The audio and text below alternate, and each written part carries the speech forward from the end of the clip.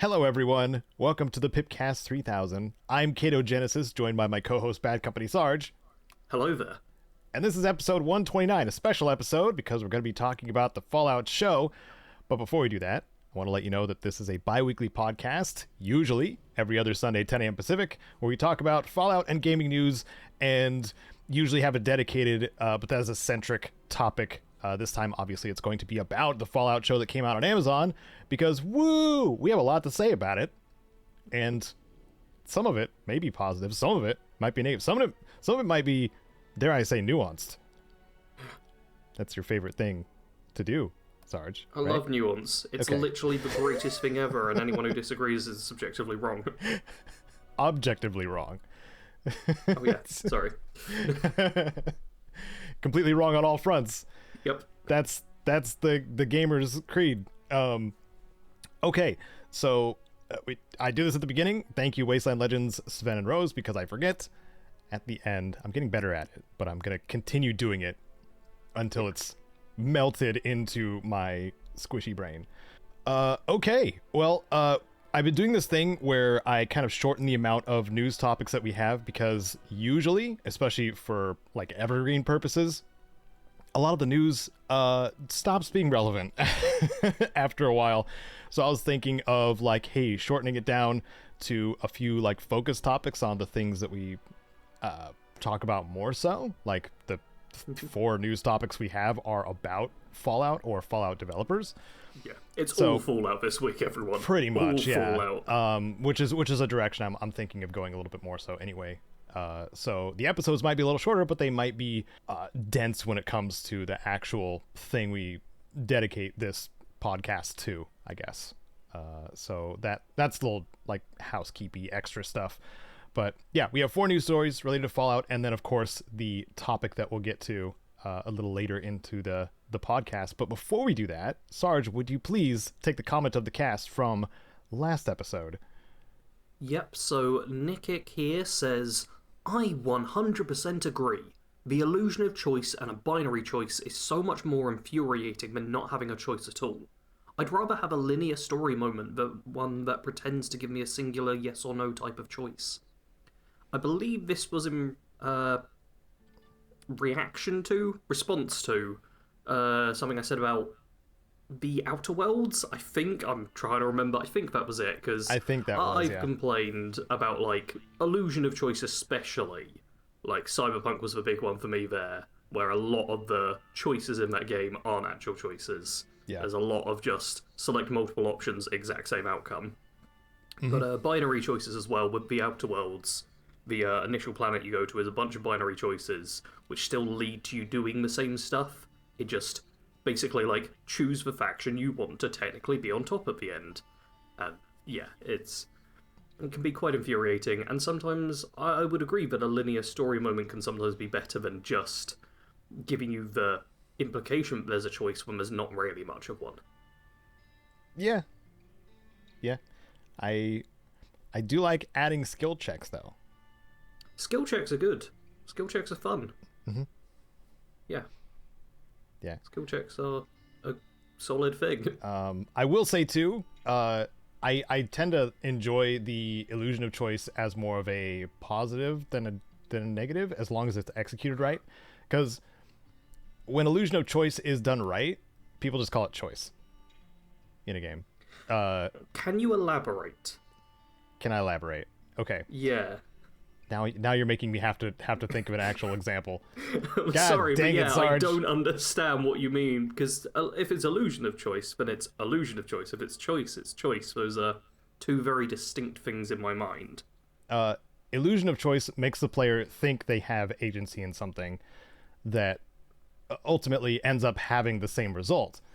But a proper illusion of choice means that the player doesn't recognize that it's an illusion. That's generally how I understand the term, right? Yeah.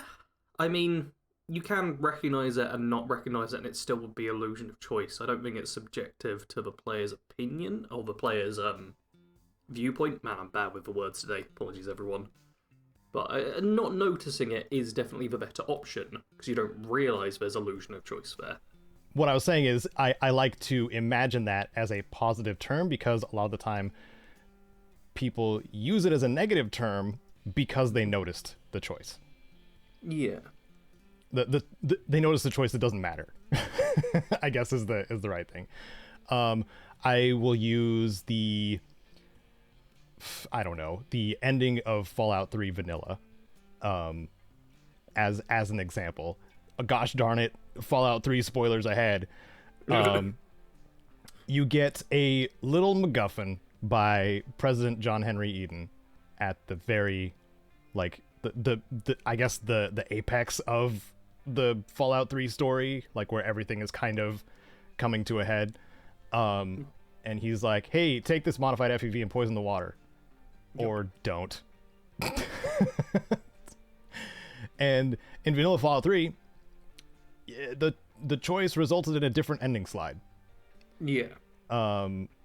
And I don't know if there was actually an intent until there was feedback on many aspects of the ending.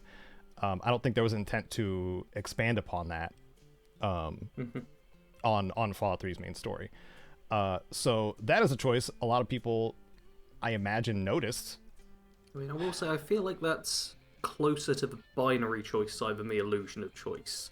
I think it's in a slightly grey area, because it does cause a different outcome, so it's not 100% solid illusion of choice, which is like pick two speech options, the reply is the same sort of thing. Mm-hmm. But I do get what you mean with it, because it is basically just a different slide at the end. So while it does have an impact and does have an effect, it's really not much of one. Yeah, because even when the I guess the side quests have a slight difference to them, and there is a world difference after Broken Steel comes out, but yeah, with Broken Steel it does change. Both choices, even when the decision of you or Sarah going into the chamber, that has the same outcome. Yes, that is a better one. That is a binary choice that has the same result. Yeah. Yeah, I'd say that's much more illusion of choice sort of thing. Yeah, which is where you're being told you're given this decision, but the outcome doesn't change. Yeah, but I don't know. Maybe my perspective on illusion of choice is different in a, I guess, a mild developer aspect, because everything we're looking at on screen a lot of the time is an illusion. But I don't know. I can give a good example of illusion of choice if you want, real quick. Yes, please help me. Dragon Age Inquisition has war table operations where you choose one of your advisors to go out and help with this mission you've been given. It's just a timer that ticks down. They do it. Sometimes picking different advisors will lead to different outcomes, different rewards. Sometimes it leads to the same reward, you'll just get slightly different text about how they dealt with, like, the Darkspawn, or dealing with a local noble having problems. Like, that is one where the choices sometimes are illusion of choice, but it's a very minor part of the game. It's just selecting a timer to tick down. It doesn't have a big impact for a lot of them, so the illusion there of the choice when it doesn't really matter is one that I don't mind, especially because they don't always go with illusion of choice. Sometimes it is important, so it's really just how you want to construct your own narrative within it. Yeah, I agree. That was actually a really good question and comment. Thanks, Nikic. A good subject, and it put me in the hot seat very quickly. So I guess thank you for the comment of the cast. Now I'm stressed out and ready to talk about the news. Woo. That will hopefully not stress me out as much. Yeah. But good comment regardless. Thank you. So firstly, and biggest one that we're going to be talking about later, is the Fallout show is out. The Fallout show is out on Amazon, all 8 episodes of the first season. Yep. What else is there to say until we get to the main thing? Until go watch we get to it. the topic, it's basically Besides, go watch it. Yeah, you if you have the chance, if you have Amazon Prime or a means of seeing it, please do, because that's what we're going to be talking about for some of it. And there is going to be a portion of this that is going to be spoilers. Of course, we'll tell people when we get into spoilers, But yeah, we're going to be talking about the show a lot and aspects of it that I would like people to go in blind and discover themselves. Yeah. I think it's a show that the less you've seen of it, the better. The less you know, the better. For sure. I tried desperately to avoid stuff. In fact, I put my phone away on the day that I was going to watch it, because the first thing I noticed was that Caedo had already watched the show and was talking about it, and I was like, nope, throw the phone away. Don't want to see anything spoiled. And I honestly would have enjoyed the show fractionally more, I think, if I even hadn't watched the trailer. Like, going in completely blind would have been ideal for me. So, the less you can hear about it, the quicker you can watch it. If you want to watch it, the better. Yeah. And if we can give our short, did we like it or not, things, I liked it. Same. There we go. It seems most people liked it. We will expand upon that when we get to the topic. So, something that kind of shadow dropped right after the show came out. About time for it to shadow drop. Jeez. Go ahead, Sarge. The Fallout 4 Next Gen free update. Very important that it's free. That was going to be the big deciding point, and a lot of people were positive or negative towards this. April 25th, we're getting the Next Gen update, which will be for Xbox Series X/S, PS5, and it's coming to PC as well. I believe it's also on, like, Steam Deck, is it? Yeah, Steam Deck verified. It's going to be Steam Deck verified. Yeah, this is something that was originally announced in 2022. Oof. Yep. And it got, like, pushed back a couple of times. It also was, like, very stealthily announced. We now have, like, a full Fallout.Bethesda.net article about it. Previously, it had been, like, a line just hidden away in one of their articles. It was like, oh yeah, we're doing a next-gen update. And that was pretty much it. Now we actually have a full article that talks about it and is like, yes, but this exists, it's coming out. I was very much expecting this news to come alongside the TV show being released. And I'm glad it's true. Yeah. Because it means we have stuff to cover now. Oh, yes. Whether or not it's quality or it's just anniversary edition level of quality for stuff, we'll see. It seems quite similar to Skyrim Anniversary Edition. Similar, but not including it. I don't see anywhere that it says including all Creation Club items, just the Enclave Remnants stuff. There's a few other bits. A few other bits? I feel like I saw something about makeshift the weapons, makeshift weapon pack, Halloween Workshop. Halloween Workshop, yeah. Okay. There's a few things coming with it, but it doesn't sound like it's everything from me. What do we call it? Just for Creation Club. I wanted to say Atom Shop. Yeah. I wonder if it's because there was some crossover stuff that just doesn't make sense. Yeah. Like if they wanted to have it be at least close to canon, like the Anniversary Edition for Skyrim did, because I know they have the Doom guy outfit, and I think they have the Prey suit in there too, I believe. Yep. Which are so far away from the Fallout universe. Yeah. They are cool, but they don't really fit. There's some real lore-unfriendly stuff in Fallout 4's Creation Club. Yeah. But one of the things I am interested in seeing is the Enclave Remnants quest line, because that's going to include the Enclave weapon skins, the Enclave armor skins, the Tesla cannon, the Hellfire power armor, the XO2 power armor, and the Heavy Incinerator. Yeah. All of which are something you would probably recognize from Fallout 3 in Fallout 4 in an official capacity, because I know people like to brag about modders doing the Hellfire armor better. Yes. And I have heard this endlessly. I'm sure there'll be tons of comments with people being like, why would I get this free update when I can get the mods? Because it's a free update. Because it's free, man. Oh my god. Yeah, that's the thing. Like if there were a cost, they would have an argument. But now that it's announced as a free thing, like they're probably still gonna say it. Let's be real. Yeah, we've seen Fallout Discourse recently. We know it never changes. Yep, just like Fallout war. Discourse and War, they both never change. Pretty much. I will say on the makeshift weapon thing, we get listed like the baseball launcher, which seems to be the top image, then there's the nail gun, which is below, and the piggy bank launcher. Those all look good. The weapon that's being wielded next to the nail gun launcher looks dumb. I'm not sure if it's specifically the angle, but that looks like a dumb weapon. I'm just gonna say it. Is that a... You can't tell from this angle, but I think it seems like it's got a wide top on it. Maybe it's a maybe it's a saw blade launcher or something.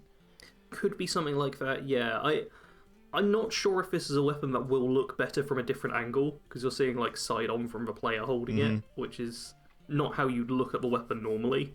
I could see it being quite good in first person potentially because of the clearly wider angle of it, but in this image it looks bad. Yeah. And the other weapons look quite good. Yeah, for sure. The piggy bank launcher looks ridiculous. It's literally just fat man with piggy bank stuck on the front. Yep. The nail gun is a badass looking nail gun. Like, I'm actually impressed with how cool that looks. And the baseball launcher looks like a baseball launcher. Yep.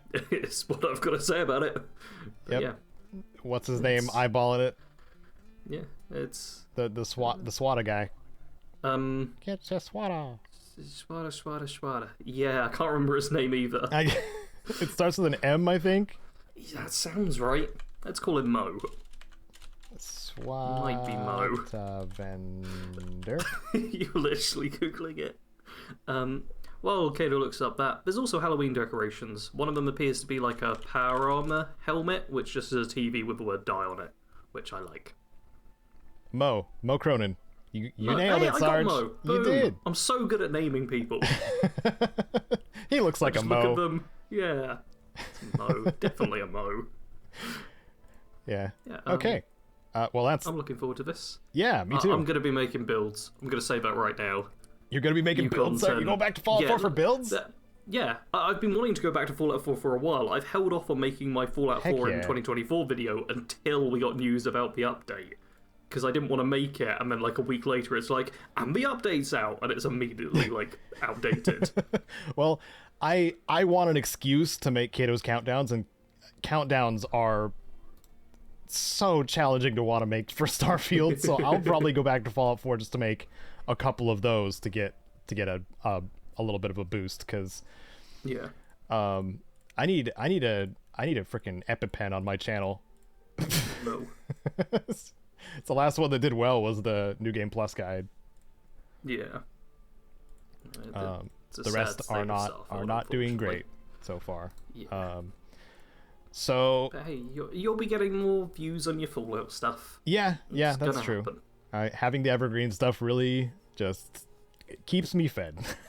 Yeah, and I'm so glad. Very important. Well, anyway, something that'll keep you fed for a week, less than that, because we're telling you halfway through, is 76 is free to play for 1 week on Steam, and I believe on other platforms, or just Steam.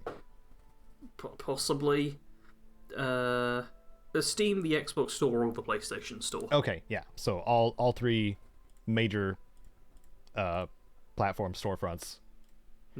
You can play 76 for free, and I and probably Sarge both recommend it, if not for the multiplayer aspect, for the story content, because you can crush out quite a bit in the amount of time that you're given, and there's probably going to be more, and the games are heavily discounted too. The game is heavily discounted, by the way, so I think on Steam it said like $8, something like that. Right. Which is not bad. My ideal Fallout 76 is just free in general, because of the monetization they decided to put in the game. I mean, my ideal for all games is free, and they just tell me about the game, and they tell me I'm great, but, Yeah. One day, maybe. But the main thing is the story content, the Wayward stuff you start with, just the overall main story, the Brotherhood stuff, the Settlers and Raiders stuff, and now we have the Atlantic City stuff. Am I missing anything? Probably. I mean, there's a bunch of side stuff, but you got most of the main stories. And there's a lot of good narrative content to go through in this game. Yes, very much so. And the quality doesn't really dip from what I've noticed.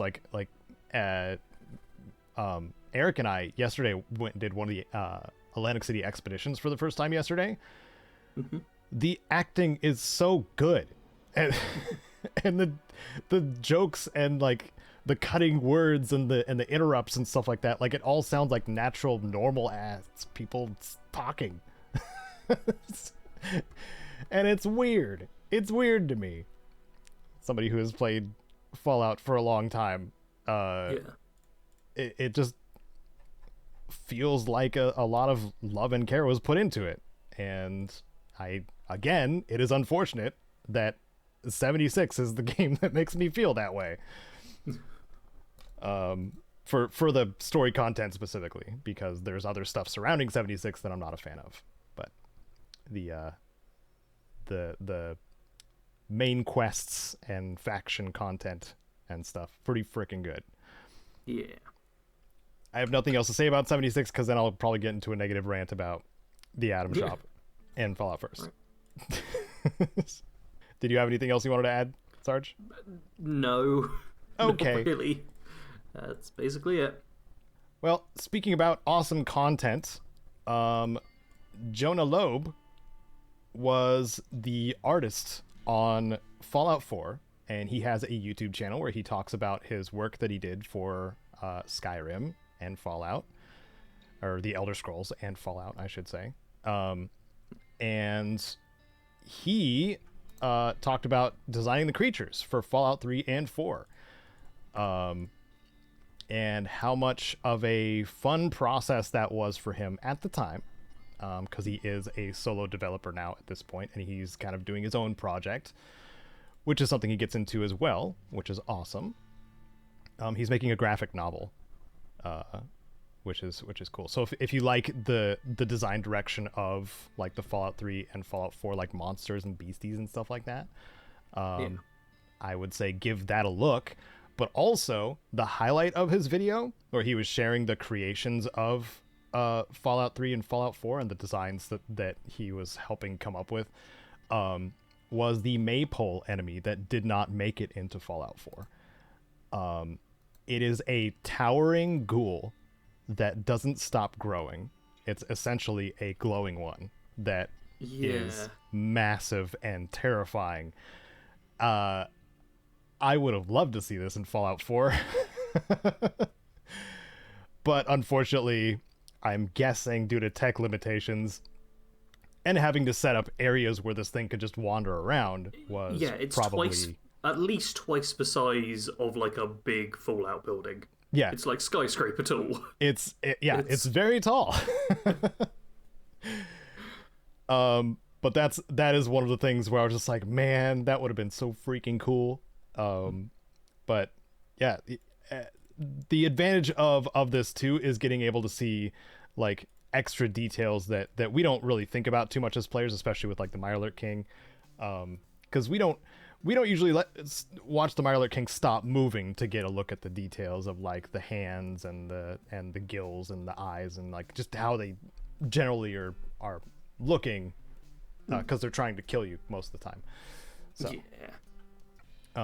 that in general, just a good developer perspective on things. Also, he talked about the Deathclaw designs for both like in the Fallout 3 one inspired by the classics, as well as the newer Deathclaw variant. That newer Deathclaw looks amazing. I was talking to my sister about this the other day. It's such a good design. Mm-hmm. Yeah. So I just wanted to shout him out on his channel for what little people are how little people are interested in what the developers are up to now that have kind of distanced themselves from Bethesda or like gone off to do their own thing. Jonah Loeb's doing some really cool stuff and has some cool videos to share about his experiences. So that's what I wanted to link down below, as well as the other stuff, other news stuff we've talked about. I'm getting so tongue-tied today, Sarge. Yeah. Did you have anything else you wanted to say about the designing the creatures for Fallout 3 and 4 and stuff? Nope. Okay. Literally nothing to say about it. Well. Look where we are. It's the topic. We're at the topic. That was quick. It was a quick news segment. Yep. I think we both were so excited. Sarge and I haven't talked about the show prior to the call. I think we both had the same mindset of like, let's just save the whole conversation for the podcast. Oh yeah. Which I'm into. I mean, we both are on the same wavelength a lot of the time when it comes to stuff on the PIPCAST anyway, which is probably why we've done this for so long. Even though Sarge has never played a Fallout game, obviously. I have never played a Fallout game, famously. So we gave our initial response take for those who just want to be like, hey, is it good?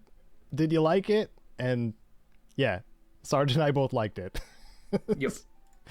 So if that's all you're here for, there you go. We are going to be doing like a non-spoilery thing to start with. And then about partway halfway through the main topic, we'll definitely give a big warning to those of you who don't want to be spoiled on the main plot points or main character moments. So don't worry about that. And also, editing Caedo is very good at what he does. So go editing Caedo. I can just redacted the things that I say. I'm saying redacted, so I can just use that if I need to.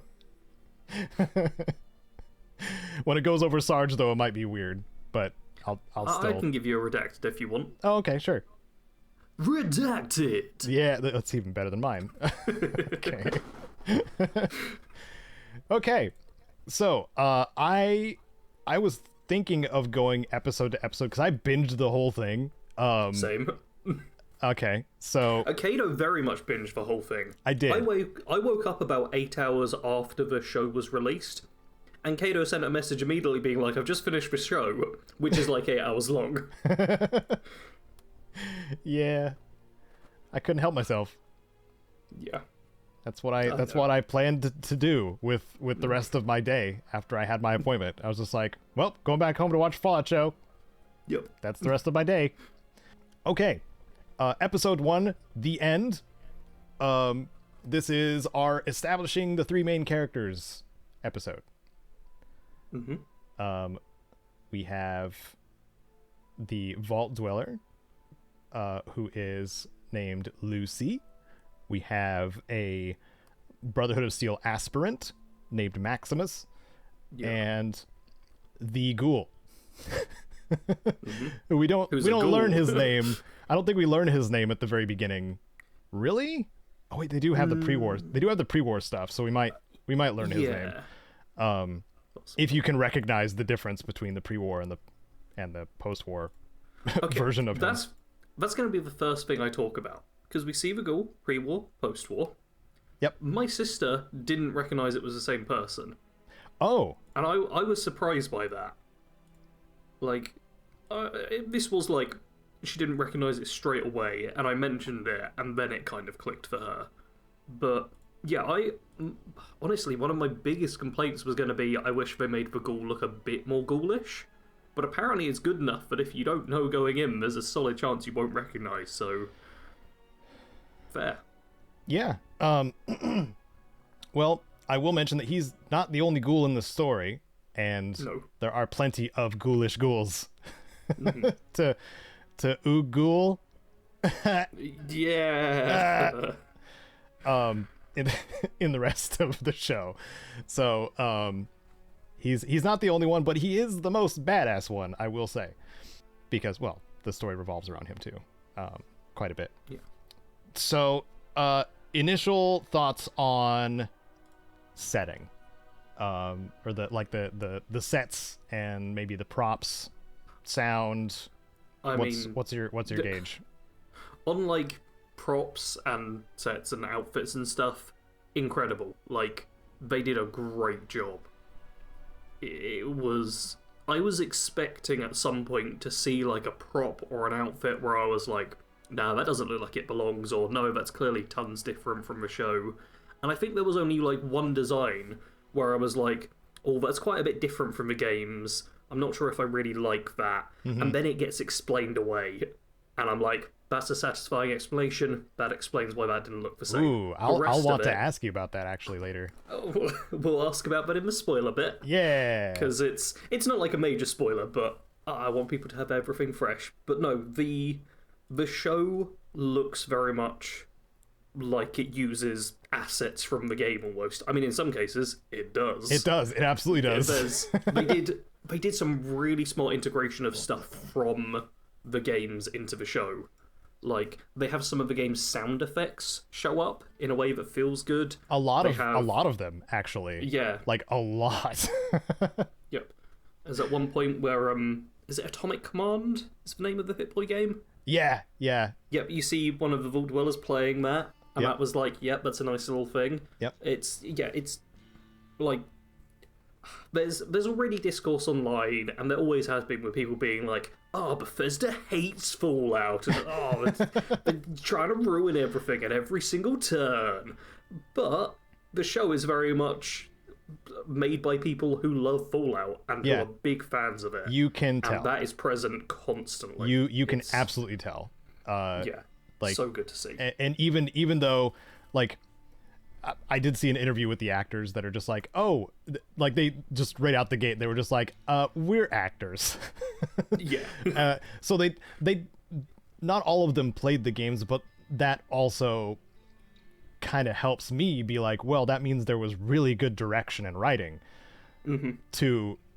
or they were given plenty to actually work with and make a believable Fallout story. So like, in my head, I'm just like, oh my god, all the way up to the top of the movie team, like everybody was on board with what they were making. So yeah, I feel like, to your point as well, a lot of the time it does get put on the actors as like, oh, have they seen the source material? They're the ones that matter.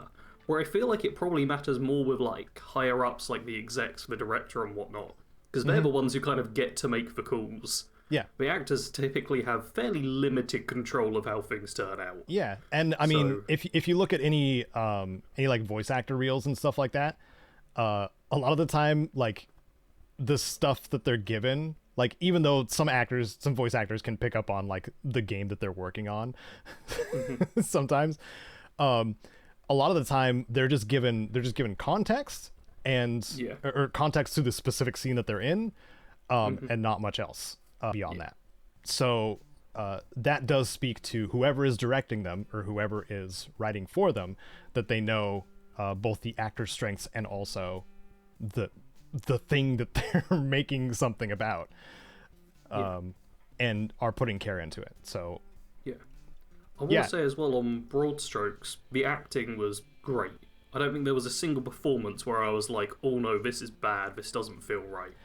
Like, from the main characters to like background people, and even like there's a few, I'm not going to say celebrity cameos, but there's a few like famous faces who you would recognize, and all of them felt well done. And I'm going to put another point on top of my point. So many points, very dangerous now, sharp and pointy. Oh no. I really, really like that this show wasn't a vehicle for an actor like so many other things are. Like, often you'll see something and it's like, this is a Jason Statham movie. This is literally any other actor. I've forgotten all of their names all of a sudden. Project. Fallout featuring Dwayne "The Rock" Johnson. Yeah, like Walter Goggins is like the biggest name out of the main cast, I argue. And while he's famous, he's not like household name famous, I'd say. Like, he's, oh yeah, I've seen this guy before level of famous. And I really like that we weren't just shoved a famous face in and have that be a selling point. It was, no, this is Fallout. The selling point is we've made a great Fallout show. And I wish Hollywood always did that. Because they often don't. I have seen the meme floating around too, that cracks jokes about the three archetypes. About the main characters of the story, which I like a lot. It's Lucy being the RP character or the RP player, the ghoul being the murder hobo, and Yeah. Maximus being the little cousin who sees the power armor and then wants to just do that. And I'm like, yeah, that checks out. I was just going to say, I'm very glad as well that they have the three separate characters and give us these different story routes, but while they do interconnect, they're also allowed to sometimes go off on their own. I think it's a much stronger way to explore the world of Fallout, especially to newcomers, and also keep the narrative going in a satisfying way than if we were just following along with one story thread constantly the whole way. This goes to show like how, I guess, how much care was taken into the like structuring the three stories too, because I didn't ever get the feel, because they do like bump into each other throughout the story too as well.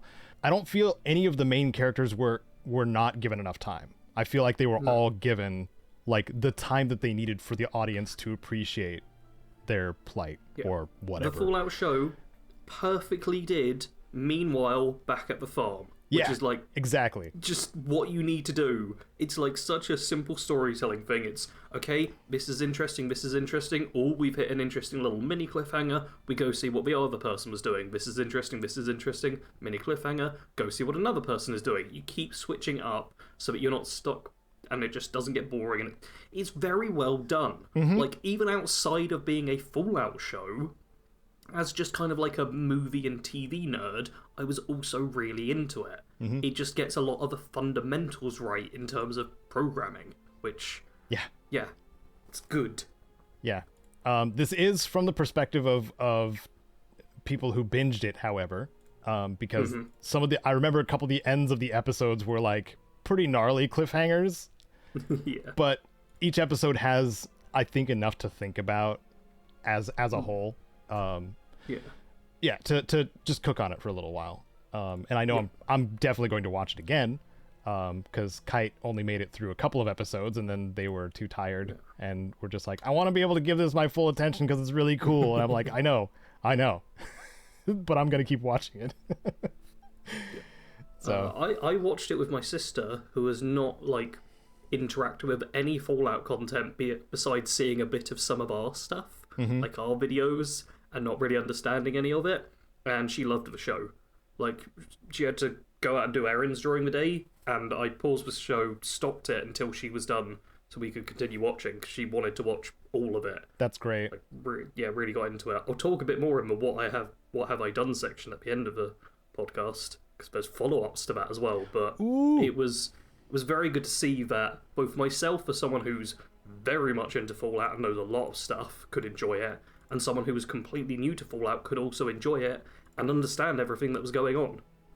She occasionally would have questions, but most of the time they were questions that I couldn't answer and we had to wait for the show to answer, and occasionally I could just add a bit of context. Like, she asked about one of the weapons and I was like, oh yeah, that's a lever action rifle, uses .45 ammo, obviously. But for the most part, it was, you watch the show, it will tell you what you need to know when you need to know it, which is good to see. Yeah.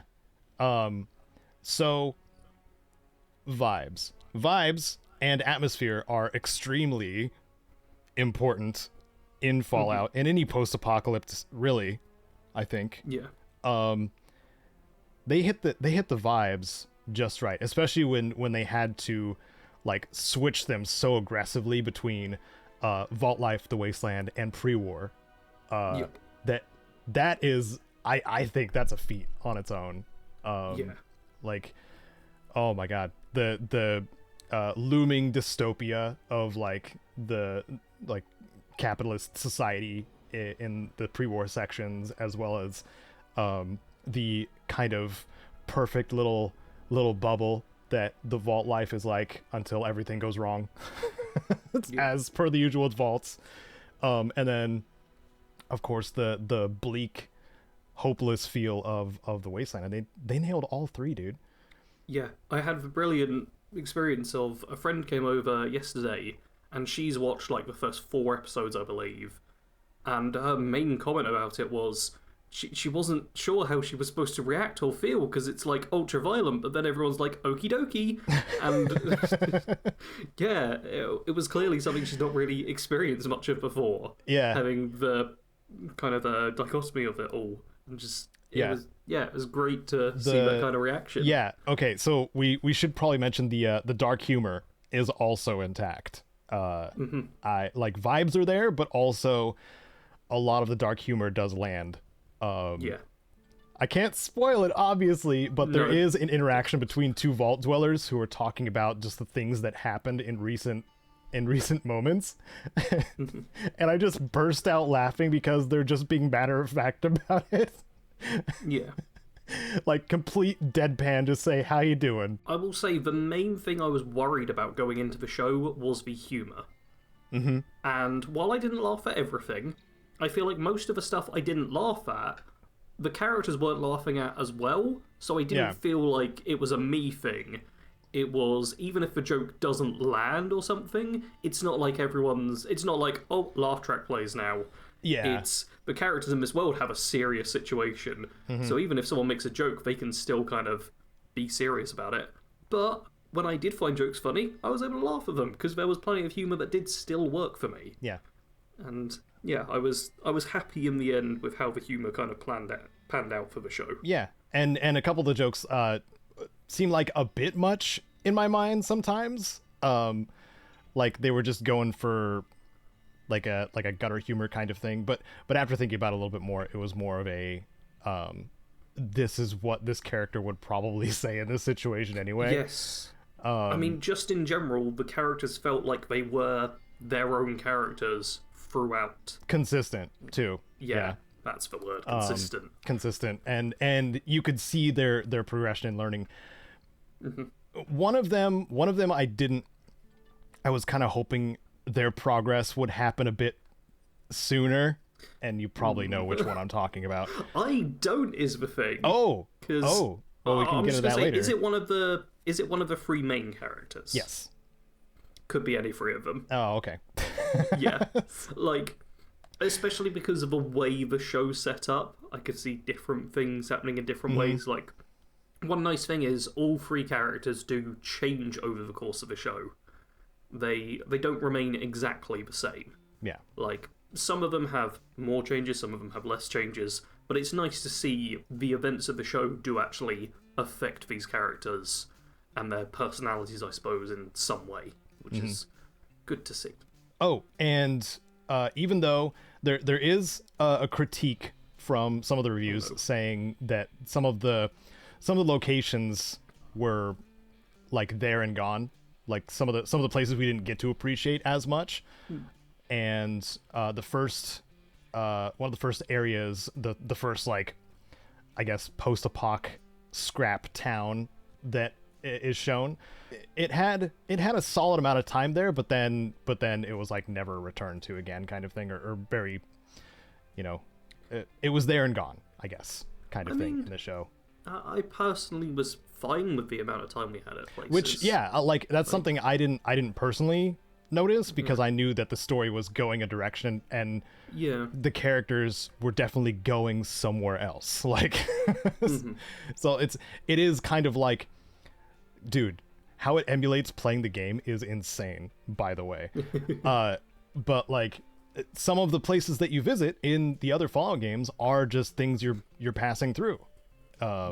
You did a recent return to Fallout 1, which was amazing, by the way. I'll talk about that at the end in depth. Yep. But there are locations in even the first Fallout where you go there, you're there for a thing, and the thing's not there, then you just move on. Yes. which happens in the show too. I think there's even a line about, like, the wasteland will always send you on some kind of side quest, or I can't remember the actual line. The delivery was quite good. It was so good. It fit, but obviously if you've played the games and stuff, you're like, oh, this is like a almost like peeking over the fourth wall sort of thing. Oh yeah, that's a wink and a nod to players. Yeah, for sure. Yeah, I'm very glad you're remembering all the correct words that I keep treading around. I've been thinking about it a lot, Sarge. But yeah, I was glad they didn't do... There were a few moments which were wink and nod moments, but they didn't linger on them too much. They were not, like, intrusive and didn't get in the way of the story or anything. They were just like, here's a fun little reference. At most, it's a couple of lines of dialogue, really. Yeah. Which I was glad to see. Because this could have very much just been a fan service show. Could have just been, hey, look at all of this stuff, the fans like this, Hey, but... you guys remember stim packs? Look at this! Yeah. It was... A lot of it was like background detail and set design and just shots that were put in while other stuff was happening. Like, it was tastefully done, I'll say. Yeah. Yeah, I think so too. And oh man, can we talk about I didn't stop at many of them because of course Amazon likes to be like, oh, next episode's starting here, but I skipped over them. at the beginning of the end credits they show slow panouts from various locales in the show. Yes. Just like the games do in their intros, and it is so cool.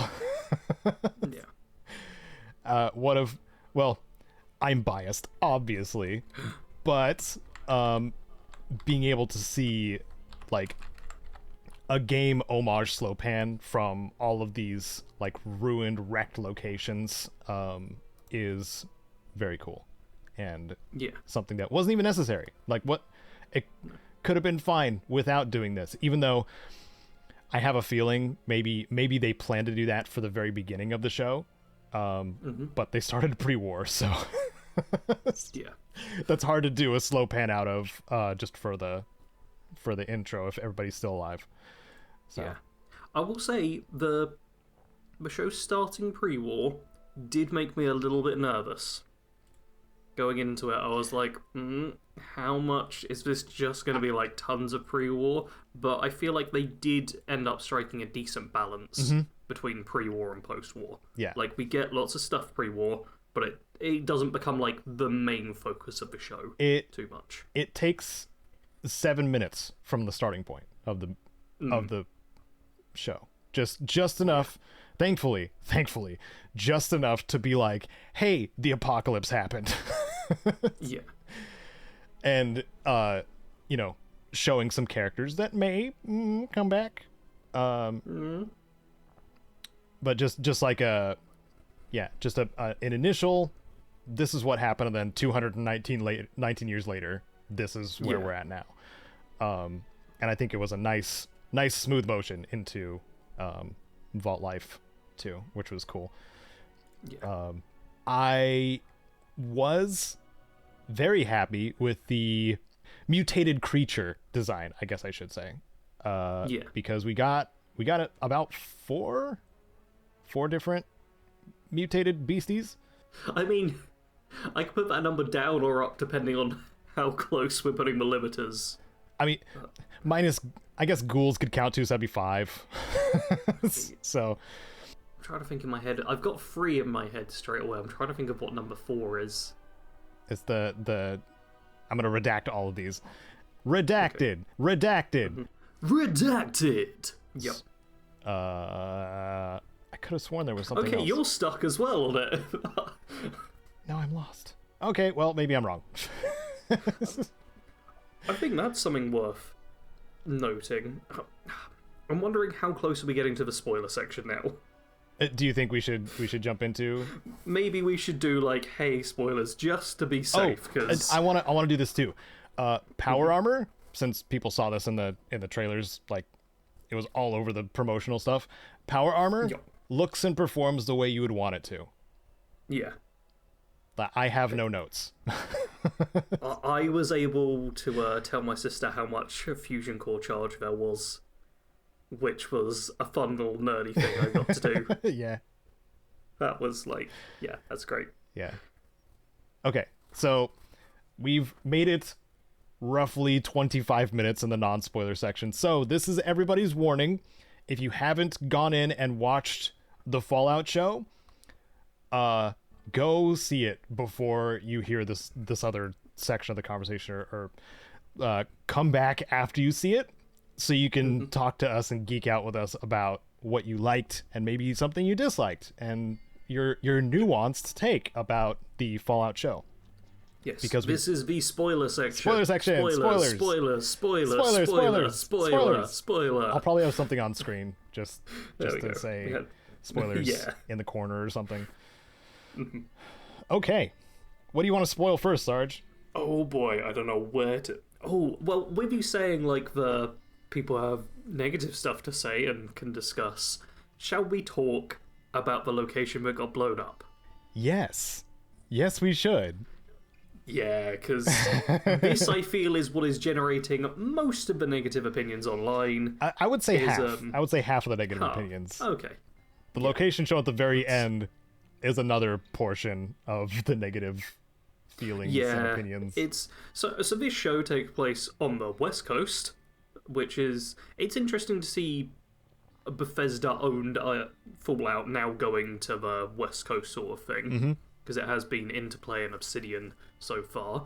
We get to go see Shady Sands. Somehow it's in a worse state than it was in Fallout 1. Yep.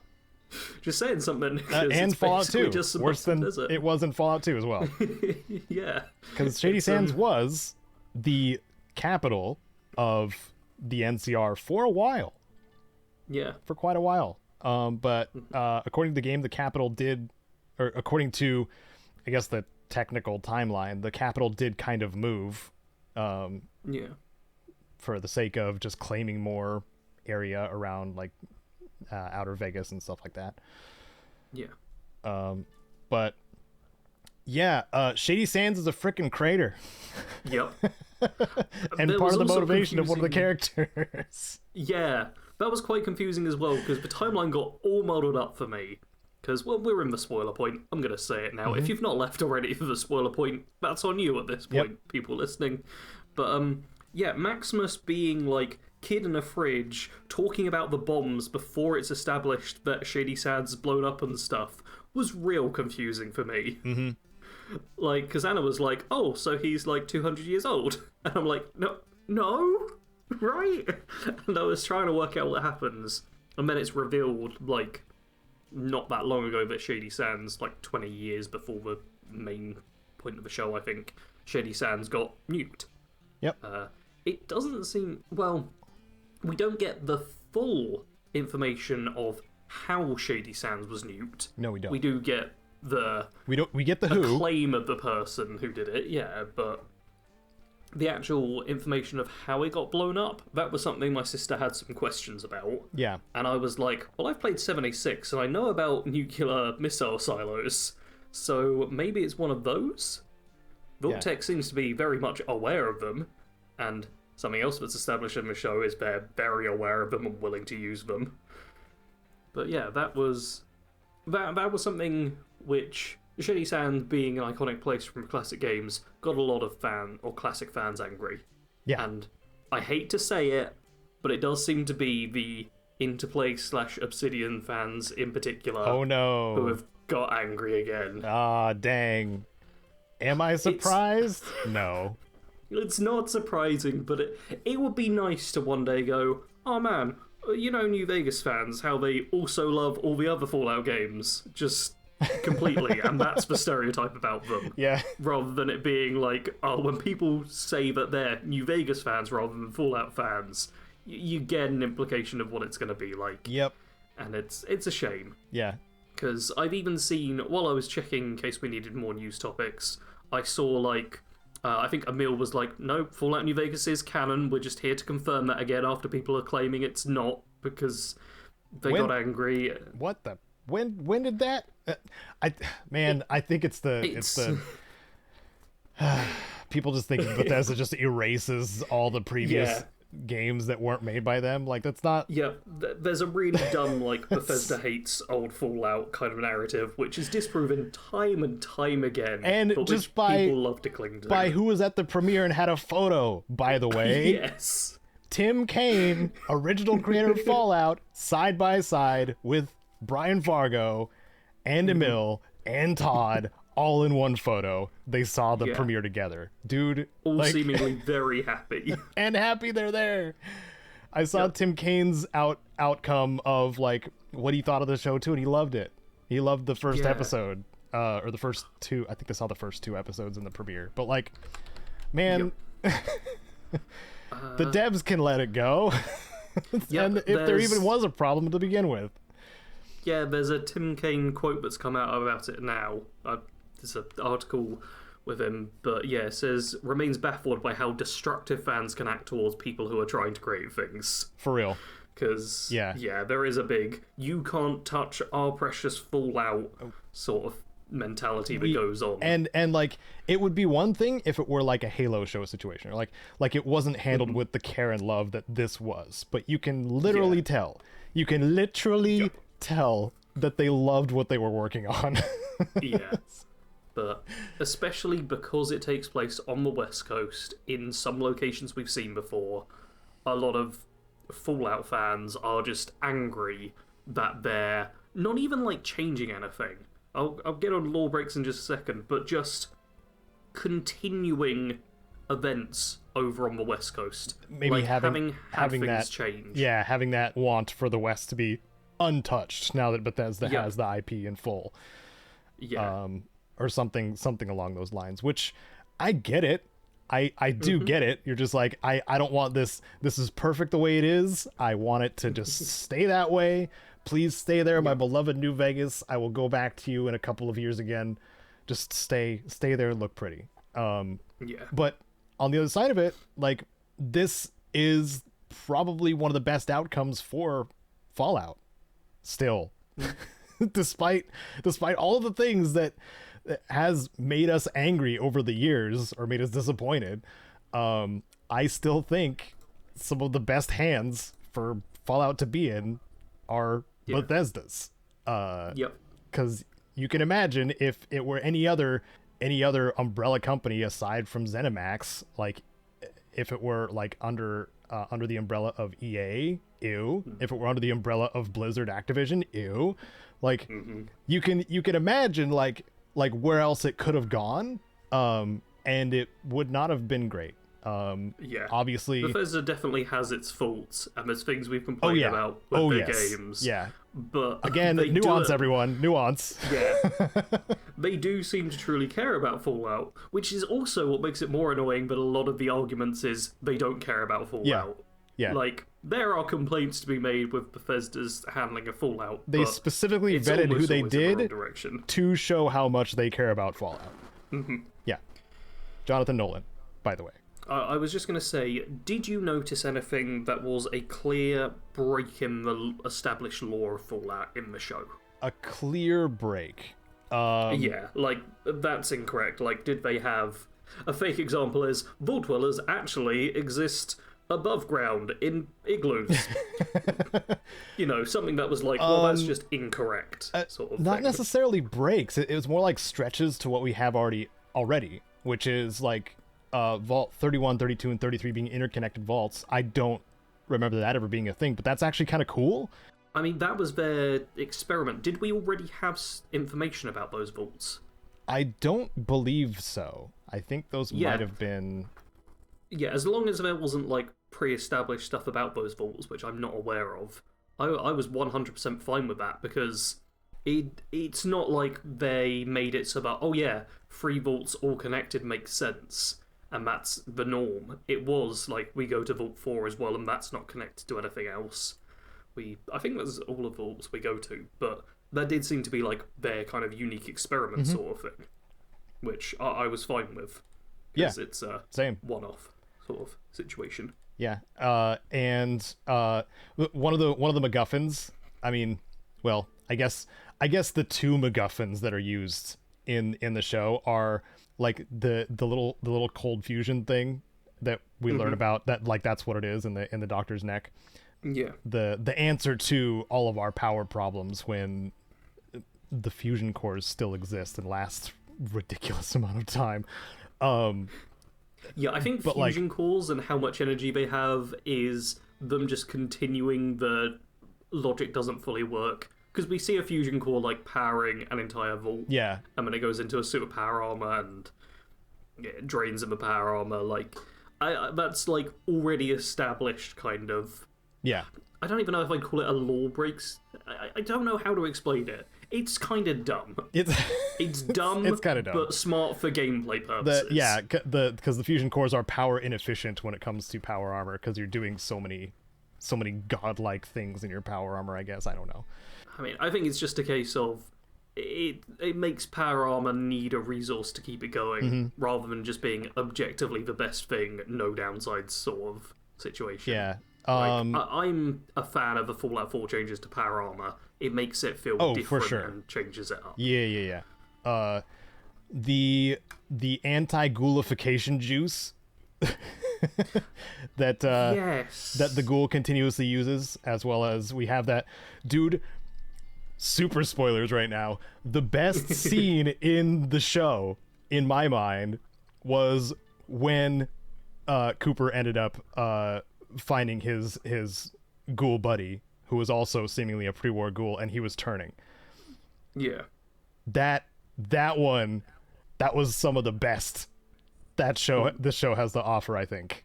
Like, very well done. It's so incredibly well done, dude. Such a good job of establishing like why ghouls are seen as this threat and why there's kind of a negative opinions about them, but we also do get to see ghouls that are fine. And I think in the last episode we see a ghoul who's living with humans and seems very happy, and it's all positive. Like, the show did a good job with ghouls. Yeah, for sure. But like in that scene in particular, like the sound design too, like when he was going rah, rah, in the middle of his normal conversational voice, and then kind of mercifully taking him out. Even though at this point he's a wasteland psychopath. Like we should be very clear on that the ghoul character, he's a psycho. Yeah, he is, because he immediately turns the dude into jerky and uses the cannibal perk at the same time. I think they did a very good job with that character of making a bad guy who doesn't actually feel like irrationally evil. Like, he does a lot of bad stuff and is a bad person, but you understand why he does all the stuff. It doesn't justify his actions of the endless killing and things, but every bad thing you do, you're like, there is logic behind this, there is reason behind this. Yeah. He's not just being bad for the hell of it. More of like a lawful evil kind of character. Like, he has his own rules, I guess. Yeah, he's like, it's either okay, doing things the violent way is just quicker and easier, or it's a case of, oh, I don't want to deal with a potential threat later, or oh, this is a practical way to get food with the whole cannibalism sort of thing. Yeah. Like, the cannibalism bit, what I imagine, there was no explanation there at that moment, but he was going for the lower the lower organs, which I would imagine was him trying to get some of the ghoul juice out of the dude's liver. Possibly. That's what I imagine. Anyway, you get some of the chems out of his liver. Dude, they even go over, they don't explicitly state it, they even go over the ghoul's resistance to standard chems too. Yeah. Like, their incredible resilience when it comes to drugs. Because he had to imbibe so much garbage to get high. In that one scene. Yeah, a ridiculous amount of just taking every chem around you sort of deal. Yeah. And it's so great. Oh my goodness, where do we jump off from there? There were several different things I wanted to say, but there's so much. Go ahead. So much start stuff. Somewhere. No, because I can't start now, because now I've got to think for a second and rearrange the thoughts in my mind. Okay. I could talk about the weaker of the three characters if you want. Oh, I was gonna say quickly. Only took me a moment. The number of mutants and mutated creatures and stuff. You originally said, like 4. Then maybe 5, but then lowered it down again. Yeah. I think it was actually a smart choice not putting tons of mutated creatures. And one thing I really like, and which I think old school Fallout fans and stuff should be more positive about, is I don't think we saw any super mutants. No. Like, we saw a drawing. There was a drawing of one. I think maybe an arm in like one of the scientist scenes. Like, I couldn't tell for certain if that was a super most mutant likely arm or a super mutant arm. Yeah, but yeah, we didn't have super mutants roaming around, which is nice to see considering super mutants. There was a headshot of one for the like bounty office that that the ghoul went into, but that's like all we got. Yeah, they seem like they're rare on the West Coast with the elimination of the Master and slowly them being shot and stuff. Which makes sense. Like, Dude, oh my god. Yeah. What if they get Michael Dorn as Marcus in the I would lose my could have mind. Marcus. I would lose my mind because he's still alive. Yeah. It's Commander Worf, nice for to anyone else. He's the voice of Marcus. We also got to hear Westek talking about making super mutants in the pre-war bit, which was a fun little Wait, did nod we? to it. Yeah, there was a lot during that sequence, and I got lost When in the sauce because I stopped it and I was like, "Is that House?" Yes, it was from yes, House. it was. Yeah, when Vaultek has the scene where they're telling the other directors of these companies, like, oh, you could have your own vaults to do whatever you want in them. And Westek is talking about, like, making superhuman soldiers. That's right. Yeah. Okay, I remember now. They reference, like, multiple vaults in that. So many things. It's quite a nice little thing. Who do you think the big dude, the representative of Big Mountain was? I should have checked the credits for that, I suppose. I'm not certain if it was meant to be any of the people. Okay. Like, I don't know. Like, I thought it was interesting that they included Big MT, or Big Mountain. But yeah, I wasn't certain. Do you have an idea on who that was? I would have to go to the episode. You're just gonna check the credits It now. would probably be the last of the, like, it's on the final episode, right? Yeah, because that's when the big moment happens where we Cooper have a lot of reveals. Realizes, dude, oh my god, there's so many. Yeah. I feel like getting a lot of the information is going to be difficult in the yeah, first few days. it's a bit all over the place. It's fine. Let us know in the comments below who you think the big MT person was. Yeah, who's the big MT rep? Established? Is it Mobius? Is it Boros? Is it just somebody else who's not related to them at all? Yep, that's what my vote's for. I mean, could be related, but I see it as more like, I can't remember when the brains in the jar were actually like put as brains in a jar, like if it was post-war or pre-war. Because if it was pre-war or even like at the very start of post-war, he could very well be one of them. Mm-hmm. But for some reason in my head, I'm like, yeah, that's probably done post-war at some point. You said something about the weakest of the three main characters. Yes. Are you gonna say that Maximus is the weakest? I am, and I hate saying that. I didn't want to say that about any of them, but his development felt really stunted as a character. Where I could not really get a bead on like what he wanted besides like a generic revenge kind of mentality, or revenge and being a hero, I guess. Very like simple, like childlike aspirations, which I guess kind of makes sense in the context of being an orphan adopted by the Brotherhood, I suppose, because then you miss out on some things, which the show does get into as well, like intercourse. Yeah. But what if it explodes, Caedo? That scene was so weird, man. That was one of the weird ones where I was just like, what the frick? Because they're just there's in a room with a window. Yeah. But it was only up until like the very last, I think last 3 or last couple episodes, where he and Lucy have a thing for each other. That's another rant I have in particular. Like they, in Lucy's sense, I think it's just her. I want it to be just her upbringing, that she needs to find a suitable genetic partner to continue humanity, I guess. But like I don't like how forced that romance felt by the time I got to the end. I don't know, did you feel the same way? I mean, like that it wasn't necessary at all? No, I didn't have a problem with it. Okay. Which is weird because I'm normally anti-romance, but I was fine with it. Like, I think Wasteland rules are quite a bit different, and both of them have grown up in these weirdly sheltered in different ways environments.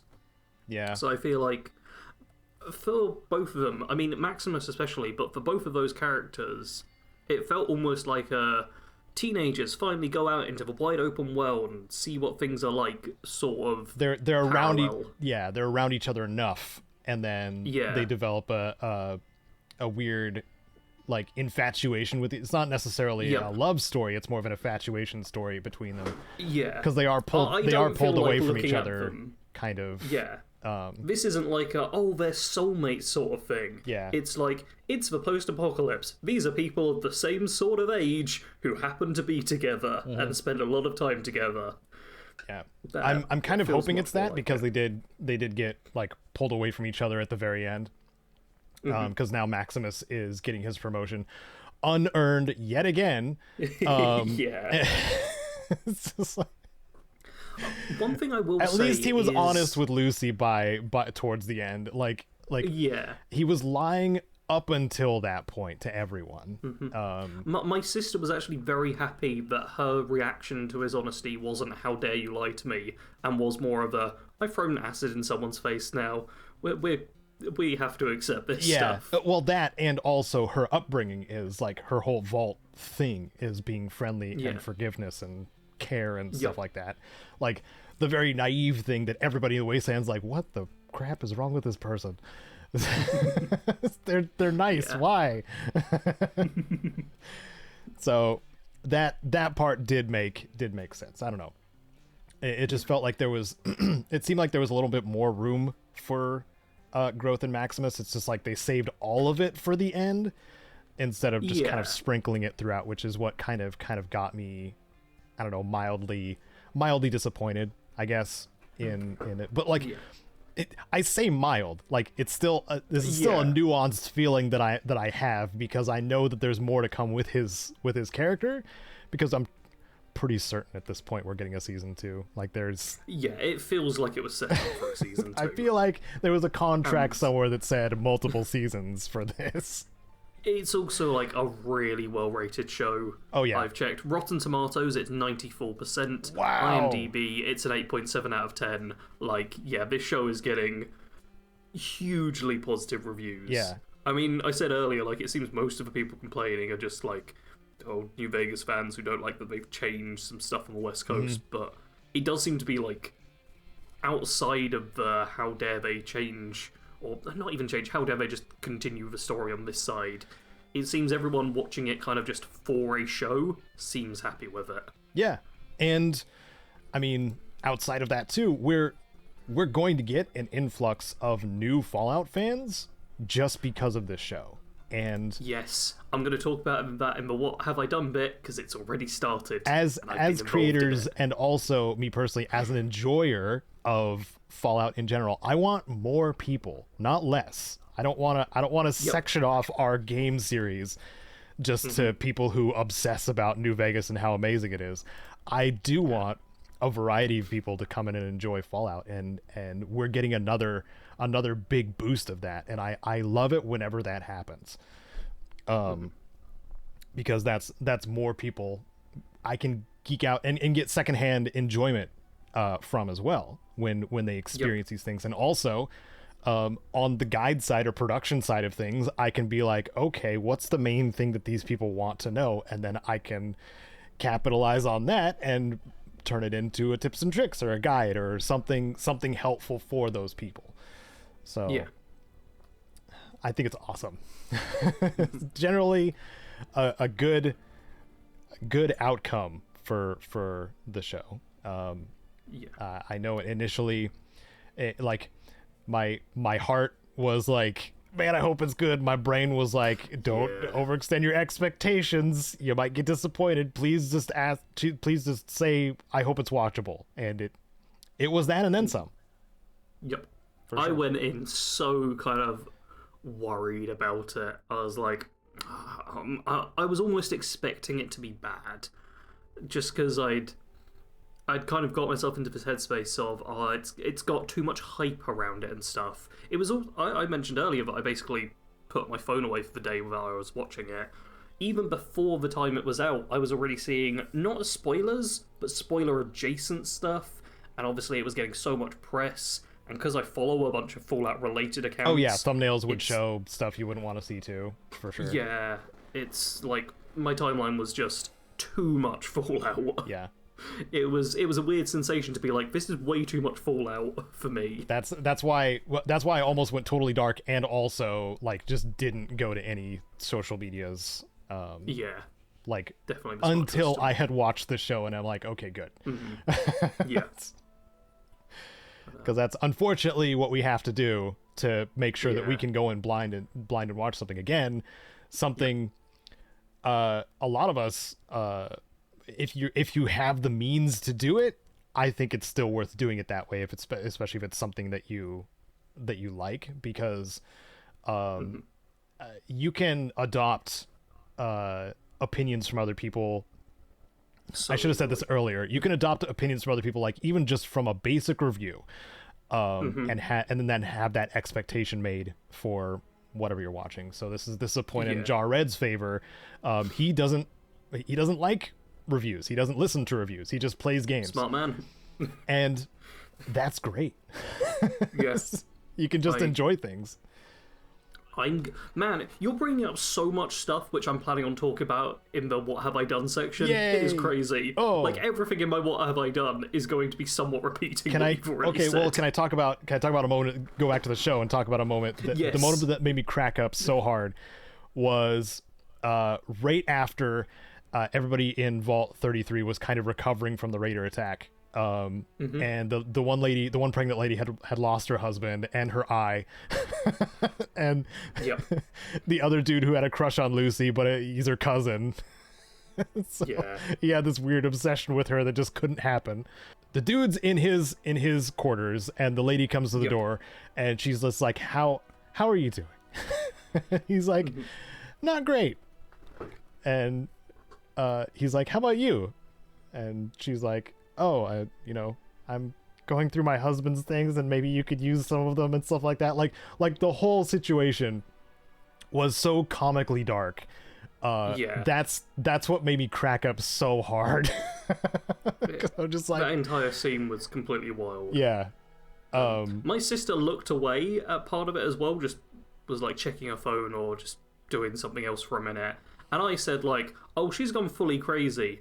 And she was like, no, she hasn't. She's fine. And then looks up and sees that the guy is now dressed in her dead husband's clothes and they're kissing and stuff. And like, oh no, she's gone crazy. Yep, she's. By the way, kids, this is how not to handle grief. But under the circumstances of like, you can like say that Vault 33 is the toxic positivity vault. Like that seems like that's the whole vibe that they were going for.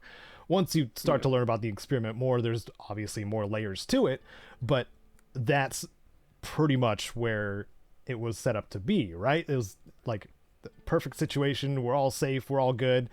I know it was kind of a throwaway joke, but they were also talking about a failing water chip earlier in the show. That was one of the Fallout references. I'm just like... And the two acting overseers are just like, yeah, everybody's here. You can just talk. You can just share it with everybody. And he's just like, yeah, we have about 2 weeks worth of water now. He just leaves. And I'm like, oh my God. Wink and a nod to players. It's because everybody else would assume that's just a throwaway joke. That's one of the lines where they do just have like a couple of sentences. It's probably the most drawn out wink and a nod reference they have. And even then, it's kept to like within a minute. Yeah. They, very good restraint on their half. Do you want to talk about the other thing that was revealed at the very end, that seemed to have made quite a few people upset? Is it the pre-war people being post-war situation? No. Or no, it was okay. What is the thing? The reveal of New Vegas. Oh, I didn't realize it was New Vegas at first. Because we see it from quite a distance, and I'm like, what is that place? It looks so small from a distance. At the last episode, if you watch the credits, like it shows a full pan out from the strip. No, I think during the credits bit, Anna and I were then looking up what it could be. She was like, oh, it's Seattle, that's the Space Needle. And I was like, no, Seattle seems way too far away. Not quite. The Space Needle does not have little weird roulette spinners on the sides of it. Yeah. And in my head, I was like, well, I've seen buildings like that before, so it can't be Seattle. I mean, I've seen it in New Vegas. There's a building just like that, and still my brain didn't click right away. Yep. Yeah. Okay, Yeah. one weird thing. Hank, the overseer of Vault 33 that leaves, who is Lucy's, main objective until the end, which is... It is a cool change of pace. Like, it's a mixture of Fallout 3 and Fallout 4's kind of outcome. But done right, Yeah. that's how I feel, anyway. Oh, yeah. A lot of people, make fun of, oh, you have to go find your dad. That's a story element. But that can be a good story element. Yeah. Just saying it in the most simplistic way in a Yes. funny voice doesn't make it necessarily a bad thing. Correct. The one special effect in episode 8, so the last episode of the season, that that I did not necessarily like, was the de-aging of his character. Oh, okay. Yeah, because that was when I was like, ooh, that's so uncanny. I didn't mind that too much. I think because it was just a brief scene, I was cool with it. The pre-war stuff is a lot more film grainy too, by design. And his face looks so smooth against that film grain. Yeah. That it just doesn't come across right in my brain. Yeah, I that was the only special effect or visual effect that triggered my brain and I don't know if that looks right. Yeah. Which is in an 8-hour show that we have so far. That's good. That's actually a good thing. Yeah. I think they did a very good job of being sparing with the special effects. Yes, that too. I feel like a big behind-the-scenes thing that has been making the rounds is seeing the actors on stunt doubles in power armor, and I think having the power armor be a practical thing was real important. An excellent choice, yeah, for sure. Even though some of the if there were special effects, some of the moving the hands and stuff like that and clenching fists, that would work a lot easier if you had full-on CG. It would. There would probably be moments where it was just what the frick? Whereas, I mean, they already had, practical's good, is what I'm saying. Yeah. So the last bit where it shows Hank in a suit of power armor, helmetless, Yep. walking into the sunset, disgraced and disowned, and we see he's looking at Vegas. Yeah, off in the distance. Yeah. So this is absolutely awesome. Regardless of how you feel after thinking about it for a while too. I saw it and I was just like, oh my god, they're going there. So this, unfortunately, for a lot of people, will kind of make or break the show, or seems to have. The majority of the show can be amazing, but as soon as they flash our beloved New Vegas, they're just like, oh no, it's all wrong now. Yeah. Yep. Which is unfortunate, but I don't think that's a problem with the show in particular, because this was saved until the very end as sequel bait, or as season 2 bait. And we'll have to see once season 2 comes out, or whether season 2 comes out. We can assume yes, what they're going to do with it as a location, because the slow pan that it shows during the credits is a ruined Vegas with crashed vertibirds, or with a crashed vertibird, ruined Securitron outside. Things probably happened. Yes. I'd say one of the big things in the show is the Brotherhood of Steel are seemingly even more aggressive than when we last saw them. They are evil. They are straight evil. Yeah. By the time we get to the end, they're going in Elijah direction with their elder. And I'm into it. the thing that makes the Brotherhood interesting is the power struggles, the differences in ideology. Like the reason why the whole theme of the frickin' games, the war never changes aspect, is because the Brotherhood can't get past themselves. So like I freaking dig it. I like, that's why I like the dynamic in 76 between Steel Dawn, Steel Rain. Like you get to see those two opposing ideologies. Same with Fallout 3. You have the Outcasts and you have Lions. When that is happening, the Brotherhood is at its strongest for me. And New Vegas with Elijah, Hanlon, and McNamara, like all three of the elders / potential elders / ex-elders, like all of the stuff. And this part in particular too is the faction that they ended up fighting was remnants of the NCR, right? That's what ended up happening towards the end, because this was an NCR that got blown up and were left to their own devices, and I guess had to become raiders. And their leader, I forgot her name. I can't remember her name either, but it is a bit weird how she at the start of the show is leading raiders and then seems to be leading more conventional NCR soldiers. Like, it does... I'm not entirely sure what they're going for with that. Moldaver. But to me... Moldaver, Lee Moldaver. I knew it Moldaver. began with an M, Yeah. but yeah. That feels to me almost like this part of the faction has splintered, and some of them are going more along the raider line, some of them are trying to rebuild, and she seems to just be floating between them.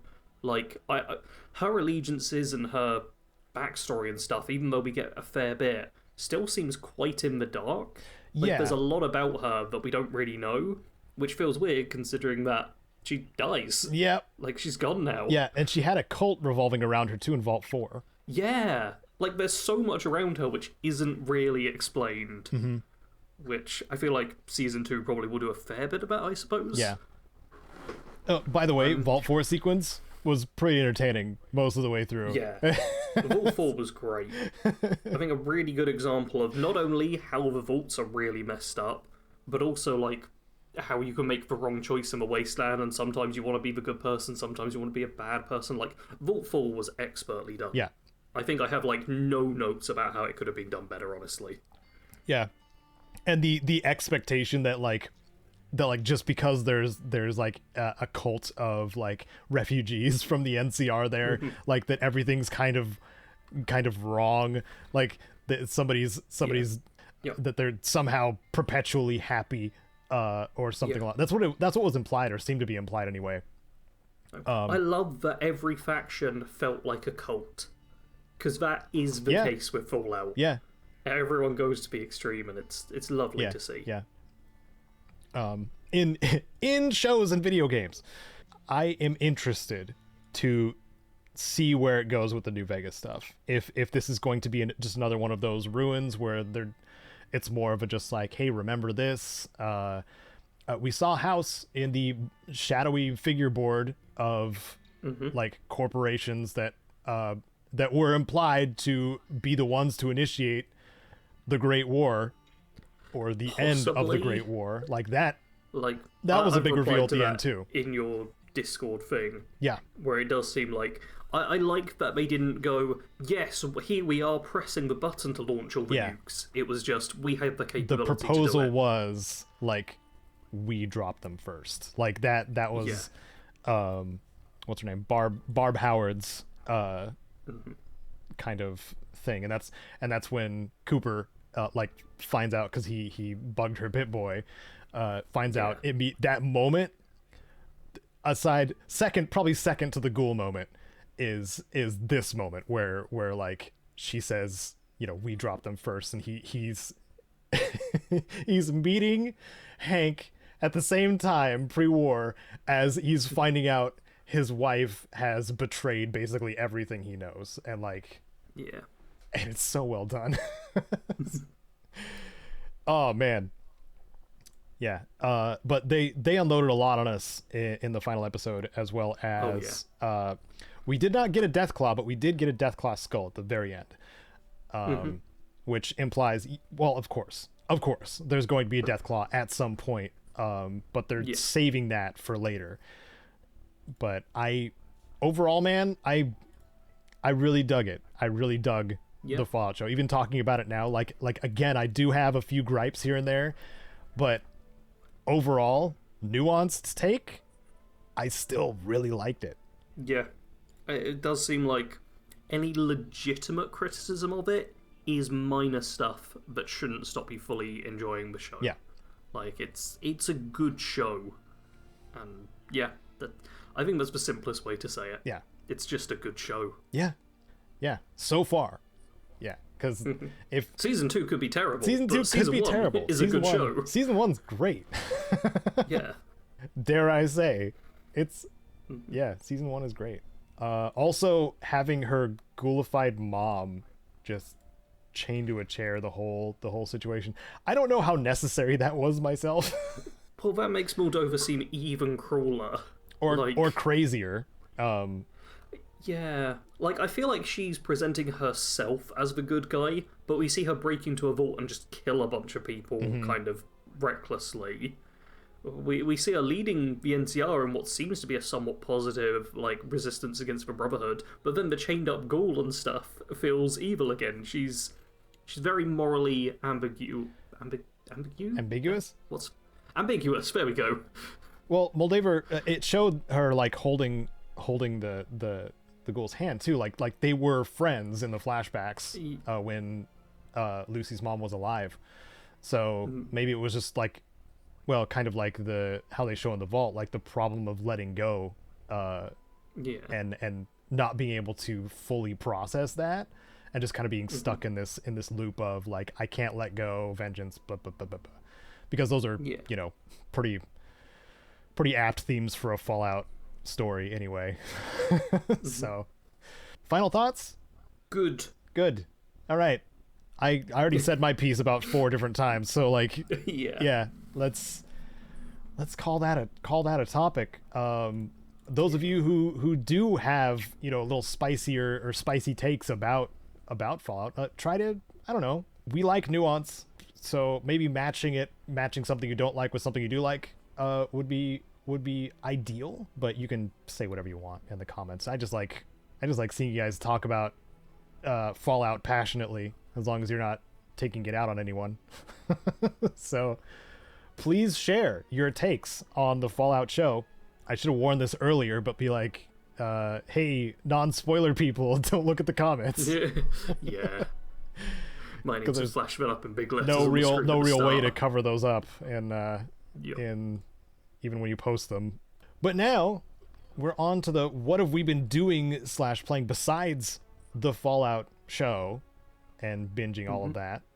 Sarge, what have you been doing? A bunch of stuff which is going to reference back to things you've already said. We hinted at it. So, yep, you mentioned I've played the OG Fallout now. You did! I'm so proud of you, man. I'm so proud. Made a whole video on that. I did it half in secret because I included stuff specifically for you to enjoy in that video. I thank you for that. Thank you. Yeah. Did you enjoy the Caleb is Dead song? I did. Yeah. I snuck Dr. Jordan breeding and his lovely wife singing into the little me killing Caleb. Yeah. That's pretty good. Yeah. I've now played through OG Fallout. I made a video on it. One bit of bad news on that is the video got a copyright claim. Oh, on what? I did not use any of the music, which I know was the exact thing going through your brain. No, it's has it still got it? Yes, it is dispute under review. A company called OLM is claiming the master talking. No.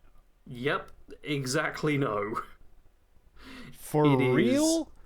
For real. No. So yeah, they're trying to just claim the master. They're like, yeah, we'll take that. It's very clearly a false claim. Yeah, that's a false claim. Hell no, dude. Yep, I disputed it straight away. But it's going to be one of the ones where I just have to wait for the timer to run out on it. Yeah. But yeah, that was one quite annoying part of it. Wow. I'm sorry, dude. That's alright. It's Overall, though, I'm very happy with how the video turned out. Yeah, same. It's got a 100% like ratio.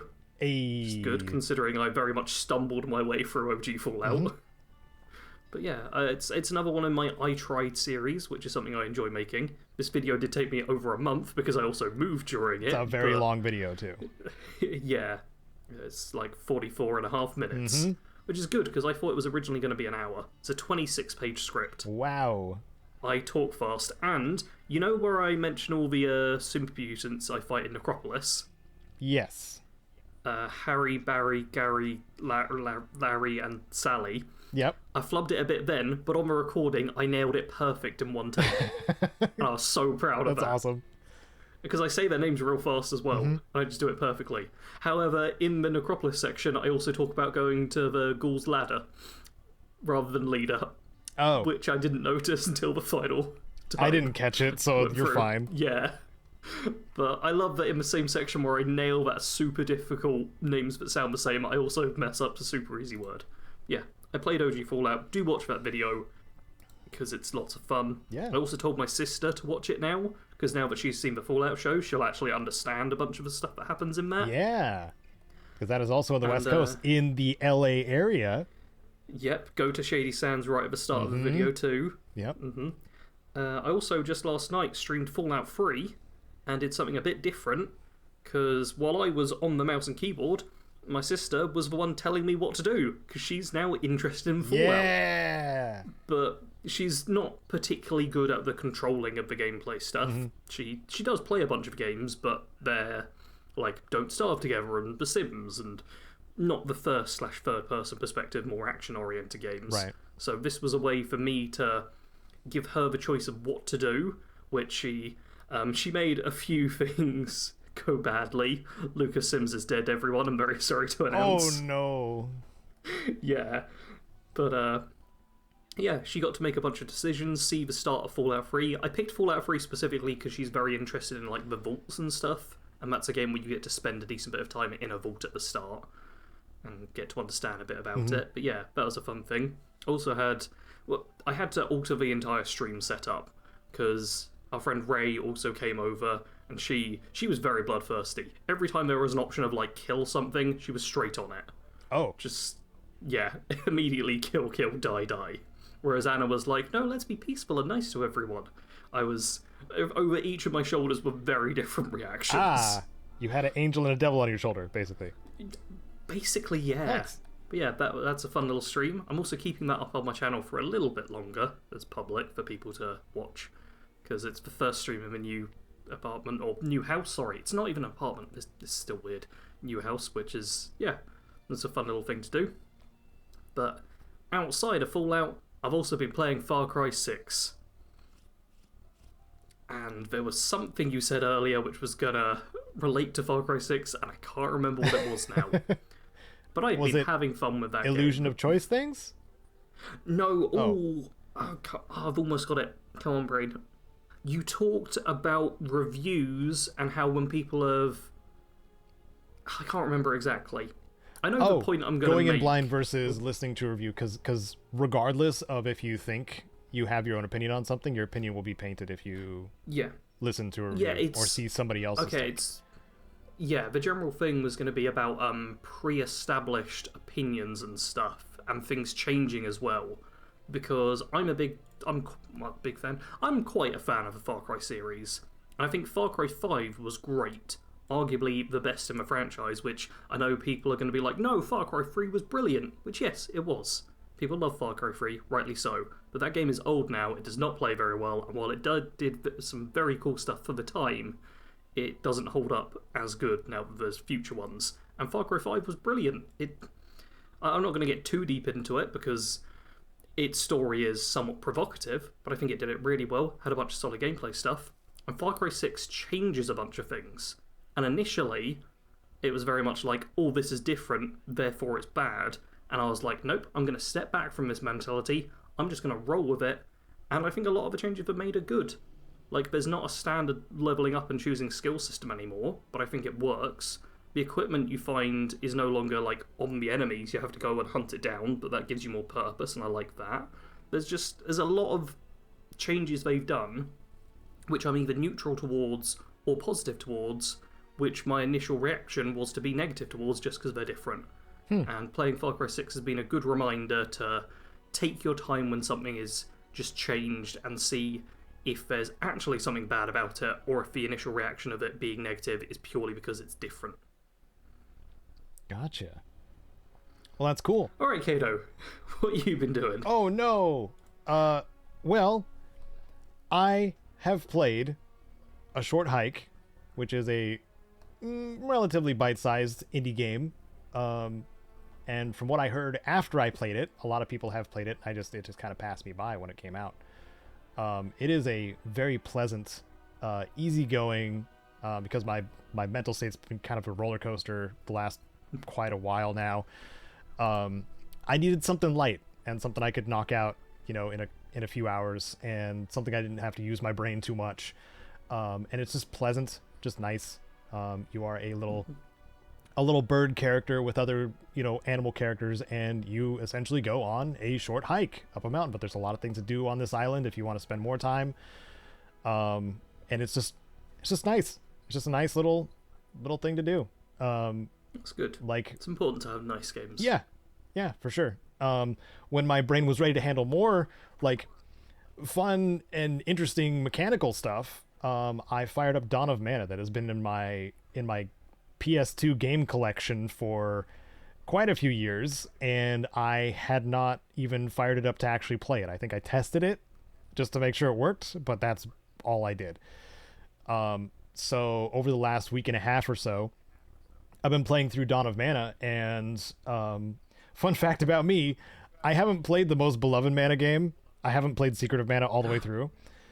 I played a little bit, but not all the way through. I am playing like all the games outside of it before I play Secret of Mana, and Dawn of Mana is one of the games.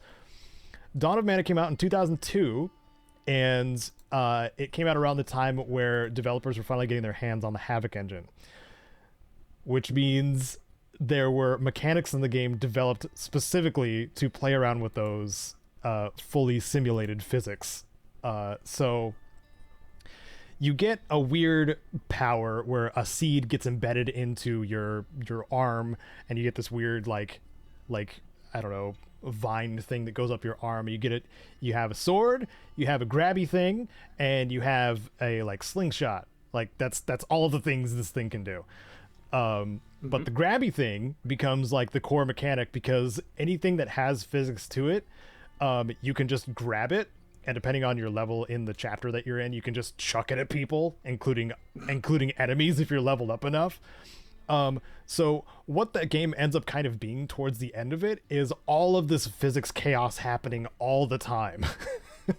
Even things that you have no direct like connection to, like things just kind of happen, and enemies are getting like stunned and knocked over, and like it's actually really fun, and I am blown away by how much the game, especially a PS2 game, can handle it.